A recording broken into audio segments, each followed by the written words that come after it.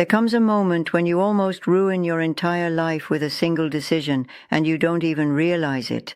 I'm 83 years old. My name is Margarita, and last year I made the biggest mistake of my life. I moved into a nursing home, signed the papers, packed my bags, left my house, left my life behind. And in 72 hours, I knew I had destroyed everything. But it took me 30 days to escape. 30 days of fighting, pleading, proving that I could still take care of myself. 30 days that almost convinced me it was over, that my independence was gone, that this was all I deserved. Everyone told me it was the right decision, the responsible decision, the only decision. My son said, "Mom, you can't keep living alone. It's not safe anymore." My daughter said, "We'll sleep better, knowing you're somewhere with nurses, with help, with people watching over you." The director of the center said, "You're going to love it here. Our residents are so happy. It's like a community, a family." And I believed them all. I thought maybe I was being stubborn, unrealistic, foolish to think I could stay in my home at 83. So I went. Prado Verde Residence, room 302, third floor, corner unit, window overlooking the parking lot, beige walls, thin mattress, smell of disinfectant, and something else, something I couldn't name, something that felt like giving up. And I need to tell you what no one told me, what they don't put in the brochures, what they won't say during the tour. 5 hard truths. 5 things that will happen to you, whether you're ready or not, whether you believe it or not. Because if you're considering this for yourself, for someone you love, you deserve to know what you're really choosing.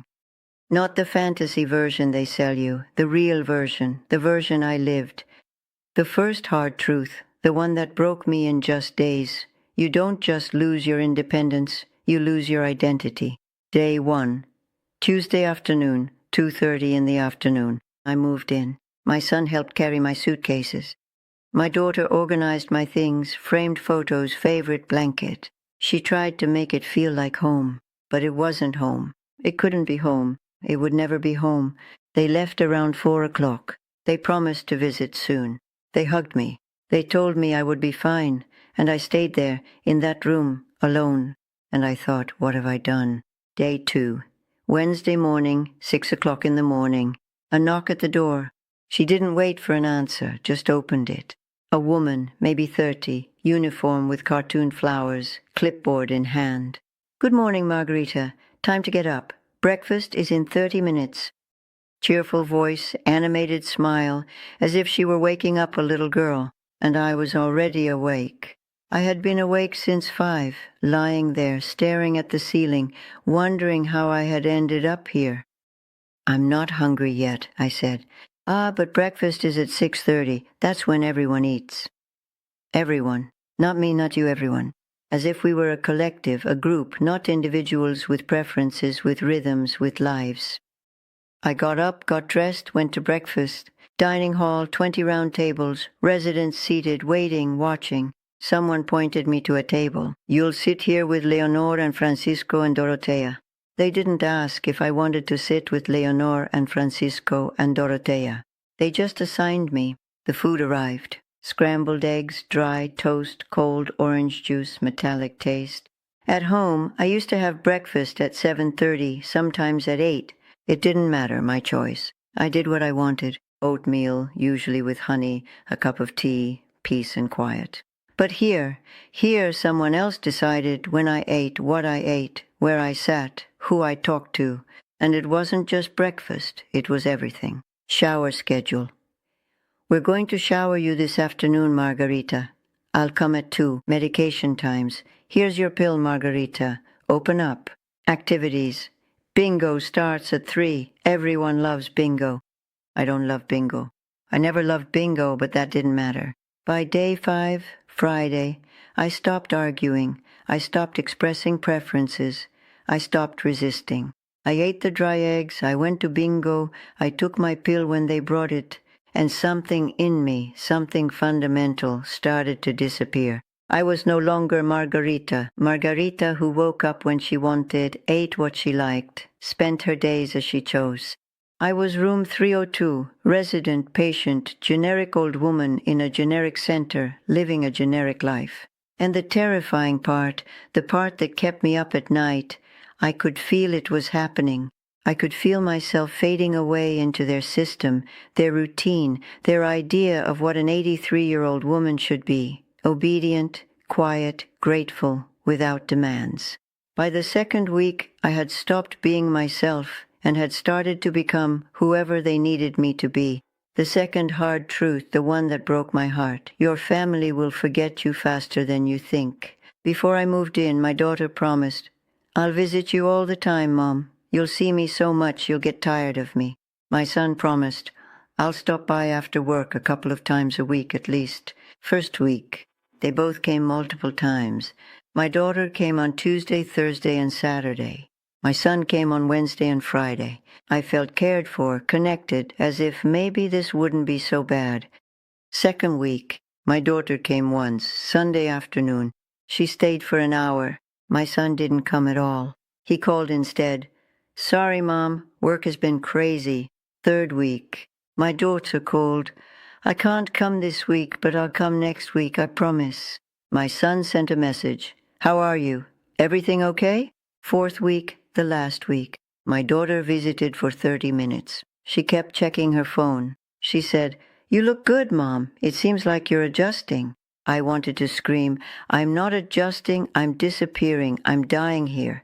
Can't you see that?" But I said, "I'm fine, everything is fine." Because that's what you do. You protect them from the truth, from guilt, from the knowledge that they put you here and now you're fading away. My son didn't visit at all that week. He sent another message. "Sorry, super busy, love you." And I realized sitting in that room, looking at that parking lot full of cars that never belonged to my children, this was it. This was my life now, waiting for visits that would never come, for calls that grew shorter, for promises that quietly faded away. I wasn't the only one. I saw it happen to everyone. The woman across the hall, Leonore, 86. She told me her daughter visited every Sunday. When was the last time she came? I asked her. Week 3, she thought. A long pause, distant eyes. A few weeks ago, maybe a month. She's busy, grandkids. She said it without bitterness, just acceptance, resignation. The man at the end of the hall, Francisco, 90. 4 children, all living less than 30 kilometers away. "Do they visit you often?" I asked. He laughed. A sad laugh. "On holidays, birthdays if I'm lucky." "When is your birthday?" "October." This was April. "The thing is, they don't stop loving you, I believe that. But you're no longer part of their lives. You're somewhere else, put away, cared for. And life, their life, keeps moving forward without you. The kids have soccer games, work has deadlines, friends have plans, and you are in a facility, safe, cared for, not an emergency. So visits get postponed, calls get shorter, promises are forgotten, until one day you realize you're no longer part of their lives. You're just someone they used to live with, someone they'll eventually visit when they have time. The third hard truth, the one that terrified me the most, your body will give up before your mind does. I entered that nursing home on my own 2 feet, strong enough, capable enough. I could dress myself, shower by myself, walk wherever I needed to go. I wasn't running marathons, but I was independent, functional, alive. 30 days later, when I left, I could barely walk without holding on to something. 30 days. That's all it took for my body to start shutting down. Because at home, I was constantly moving, walking to the kitchen 20 times a day, to the bathroom, to the porch, to check the mail, to the garden, around the house. Hundreds of little movements every day that kept my legs strong, my balance steady, my body functioning. But in the nursing home, everything came to me. Meals brought to the dining room, 15 steps from my door. Nothing to do, nowhere to go, no reason to move. So I sat more than I ever had before. I sat in my room, I sat in the common area, I sat and watched TV, I sat and stared, and my body started to forget how to move. Week 1, no problem, still strong. Week 2. I noticed my knees felt stiffer in the morning. It took me longer to get out of bed. Week 3. I started using the handrail in the hallway, not because I needed it, but because it was there and it felt safer. Week 4. Getting up from a chair took effort, real effort. I had to push with my arms, rock myself forward, use momentum. And I panicked, completely panicked, because I could see where this was going. I could see my future in the other residents, people in wheelchairs who had come in walking, people who couldn't stand up who used to be able to, people whose bodies had simply stopped, not because of illness, not because of injury, but because they stopped moving. And the body doesn't wait. It adapts to inactivity, to assistance, to decline. A woman named Betty, 78.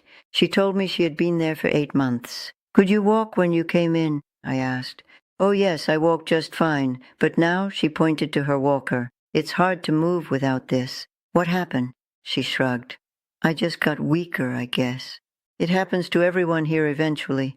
And I thought, no, it doesn't have to happen, but it will if you let it, if you stop fighting.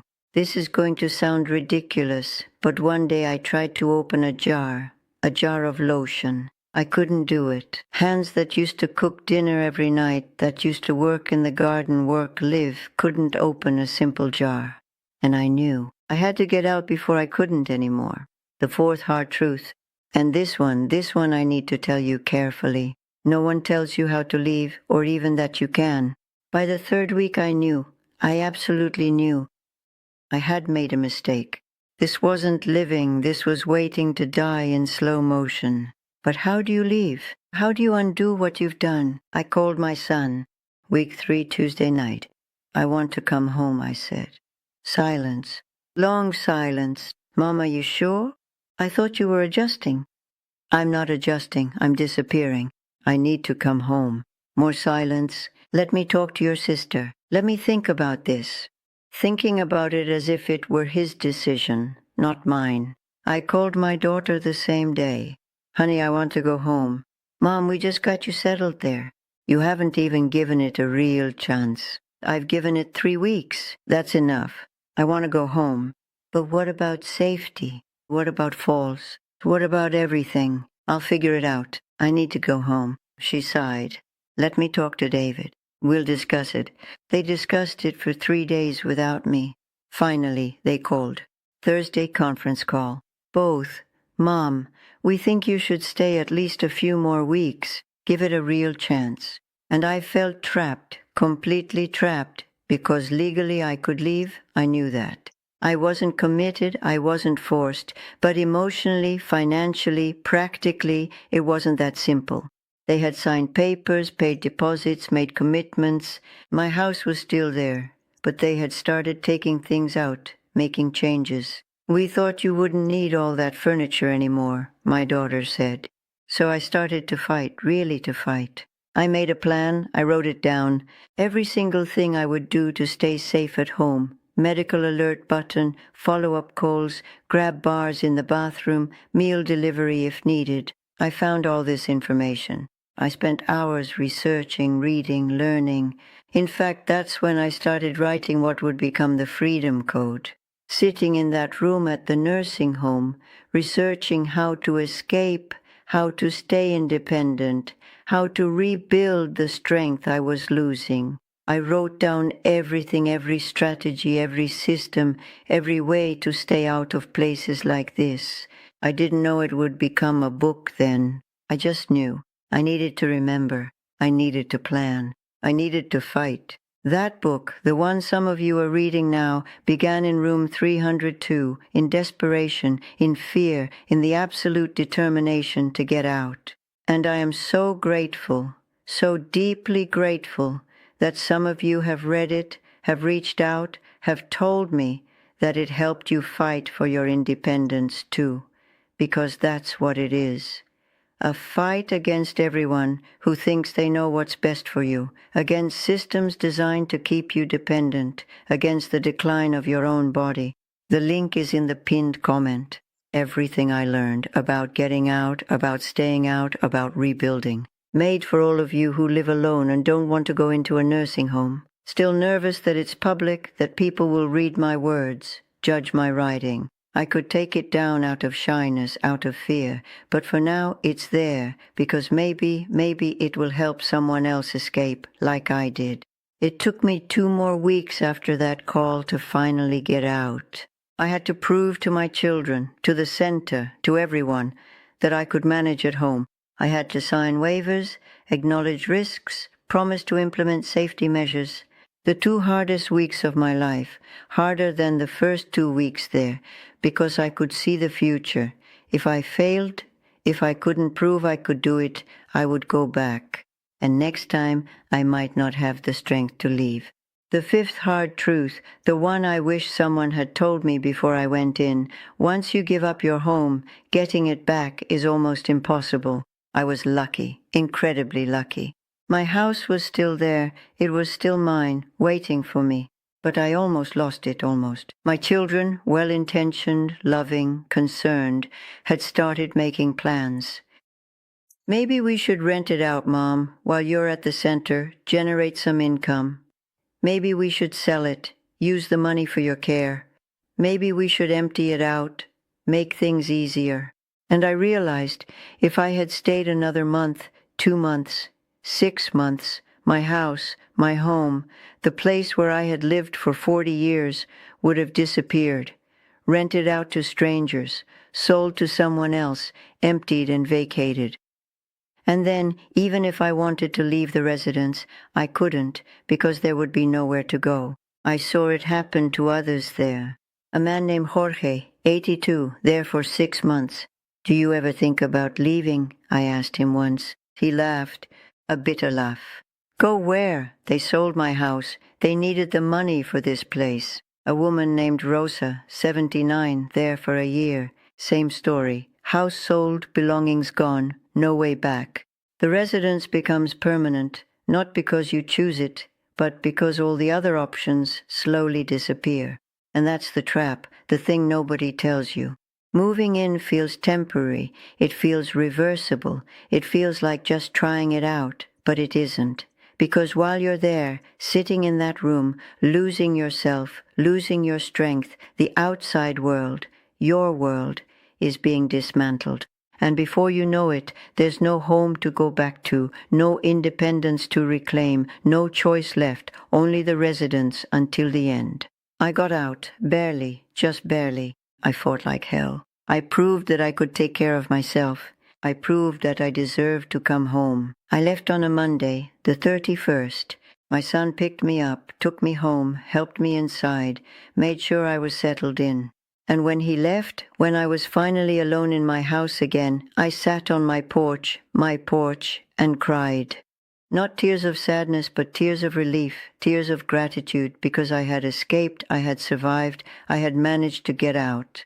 And I swore right then, right there on that porch, I would never, ever go back. I would do anything to stay here, in my home, in my life, as myself, even if it's hard, even if I struggle, even if I'm sometimes afraid, because being challenged and scared and struggling while still being myself is better, so much better than being safe and cared for and erased. It's been a year now, a year since I left, a year of rebuilding, relearning, reclaiming. And yes, it has been hard. Some days I worry about falls, about emergencies, about being alone. But I would rather face those fears than lose myself in a place that promised comfort, but delivered erasure. I am grateful for having left, for every day I wake up here, in my home, still myself. And if you are facing this decision, please consider what you are really choosing. Not just safety, not just care, but everything that comes with it. The book, The Freedom Code, link in the pinned comment. Everything is there. How I got out, how I stay independent, how I rebuilt my life. And I am so grateful that some of you are reading it, that it is helping, that you are also fighting. I could still take it down. I'm still afraid of being too exposed, too vulnerable, too public. But for now it's there, because maybe it will save someone, in the same way that writing it saved me. Thank you for sitting with me, for listening to the hardest truth I've learned.